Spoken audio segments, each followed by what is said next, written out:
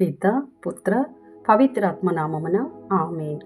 ఈరోజు మే 11వ తారీఖు యోహాను సువార్త 15వ అధ్యాయము 26వ వచనము నుండి 27వ వచనం వరకు మరియు 16వ అధ్యాయము 1వ వచనము నుండి 4వ వచనం వరకు. నేను తండ్రి యొద్ద నుండి మీ యొద్దకు పంపనున్న ఓదార్చెడు వాడను.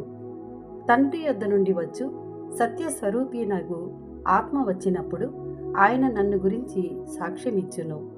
మీరు మొదటి నుండి నా వెంట ఉన్నవారు కనుక మీరును నన్ను గురించిన సాక్షులు. మీరు పతనము చెందకుండుటకు నేను ఇవి అన్నీ మీతో చెప్పి తిని. వారు మిమ్ము ప్రార్థనా మందిరముల నుండి వెలివేయుదురు. మిమ్ము హత్య చేయు ప్రతివాడు తాను దేవునికి సేవ చేయుచున్నానని భావించు గడియ వచ్చుచున్నది. వారు తండ్రిని గాని నన్ను గాని ఎరగకుండుటచే ఇట్లు చేసెదరు.